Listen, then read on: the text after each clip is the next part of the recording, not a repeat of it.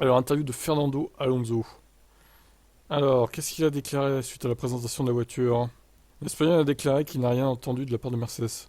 Je sais que le marché des pilotes a commencé plus tôt cette année que probablement en juin ou juillet, ce qui est un calendrier normal. Mais ça ne m'affectera pas du tout en termes de préparation de la saison. Je suis conscient de la situation qui est très unique, il n'y a que 3 champions du monde sur la grille et des champions du monde rapides. Parce que dans le passé, il y avait peut-être des champions du monde, mais ils n'étaient pas aussi déterminés à être rapides.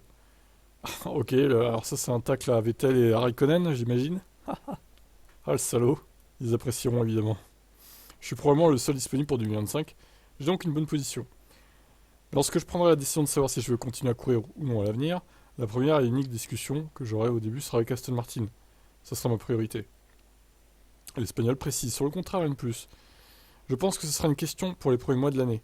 Mais comme je l'ai dit avant tout, je pense qu'il y a quelques phases que je dois traverser. Je dois décider moi-même de ce que je veux faire pour l'avenir.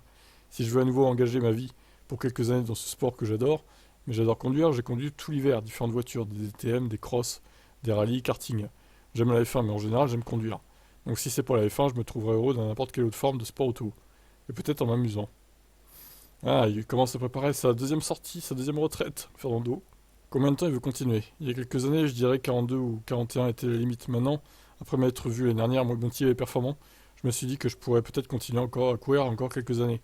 Maintenant, cet hiver, j'ai dépassé un peu les attentes en termes de tous les tests physiques et de tout ce que j'ai fait. Donc je dirais que si tu es motivé et que tu veux t'engager, tu peux conduire peut-être jusqu'à 48, 49 ou 50 ans. 50 ans en F1, ça me ferait mal quand même, hein. C'est impossible. Honnêtement, c'est impossible qu'il aille jusque-là. Mais en même temps, vous devez renoncer à tout ça dans la vie. La Formule 1 nécessite un dévouement total. Et c'est ma 24e saison, quelque chose comme ça. Et je vais donner ma vie pendant 24 ans à ce sport. Ce qui me rend heureux et me convient.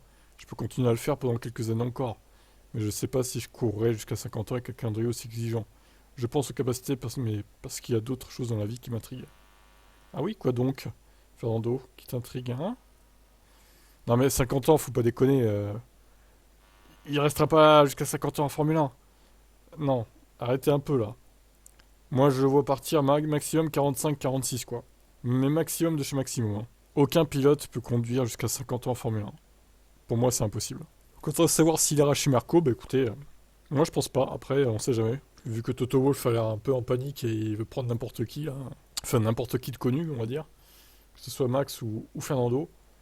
Tout est ouvert, hein. D'un côté, bon, on verra. Ouais, ciao.